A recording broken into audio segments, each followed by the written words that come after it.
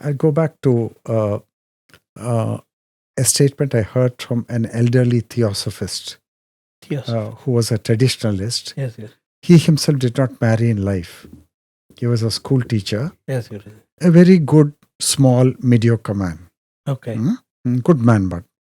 And he didn't absorb any of the world teacher Krishnamurti's teachings because he was a traditional theosophist, happy with puja, happy with mantra, and happy with attending some meetings.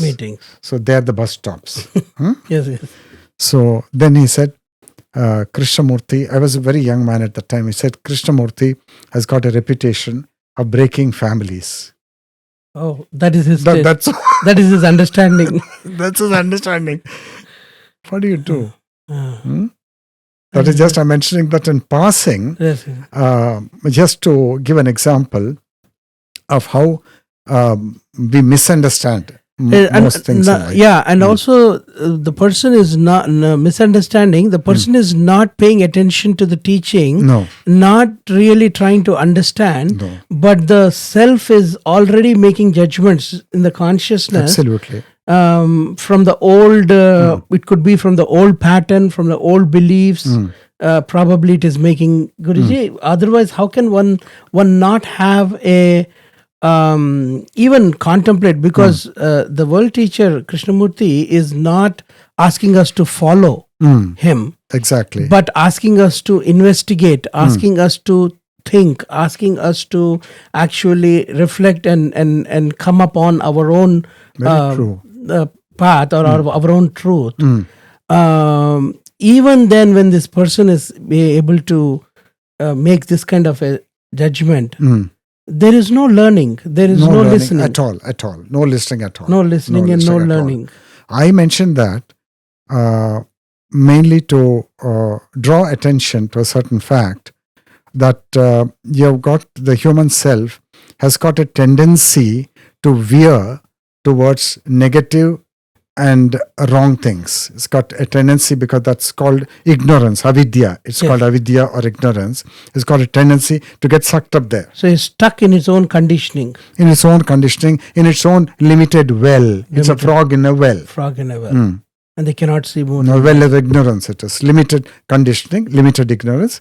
It lives and dies there. So that's just a thing. But from there I want to go to another case which came to my notice many years ago. And this was again a case of a highly intelligent lady whom me and my family, we met again in Ahmedabad in North India when my daughter went there to write an exam at an institution. So we went there, very intelligent lady. And it was a love marriage. The lady married her own classmate or colleague in the profession. They were civil engineers and in the construction and in structures and in design, that kind of a thing. Design, okay. Architecture or something. Architecture, design, etc. And but the lover, like always it happens, that good will turn into bad and that which is bad will turn into good. The flip-flop of life. So the husband was very abusive to her, bet her physically. Physical abuse. Which is not so uncommon in India or in any other part of the world for that matter. Because man is physically stronger and he's a beast. And so the lady decided that I'm going to walk out of this. So she walked out. She took the divorce, and then I told her, why don't you go to Canada and build a new life? And instead of being in a highly tradition-bound society, where the moment you're a divorcee, then people look at you quizzically. And even though you're professionally very educated, used economically, standing on your own feet, still they judge you. Society has got a very perverted outlook on these kind of things. So she went away to Canada. And but I found that what impact did this calamity in life called divorce, what impact did it have on her? Now, women are by nature, I think, skeptical and suspicious. Okay, because of the Because hurt of because of the very bad structure in society, that they're not given a voice, they're not given freedom, they're not given rights, they're not treated with as much of justice and good things like you give men of the species. Yes. Therefore, they are very skeptical, and they've suffered many an exploitation, and therefore they are wary. They are wary. They are skeptical. They can't trust easily. Yes, Guruji. Okay, so you got to understand that. And I found that I contacted her in Canada, because Premaji and myself were again in Canada. Yes. And I found that she is reluctant. And why? Because opinion matters. Now,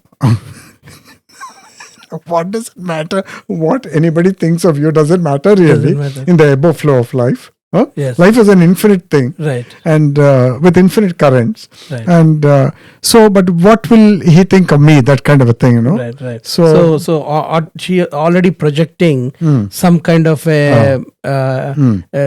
something about herself. She's judging herself in a way. Herself, yeah. Judging herself and thinking that other people won't approve, that kind of a thing. Yes, Guruji. Yes, And so that's a kind of a negative thing, or lack of trust, Yes.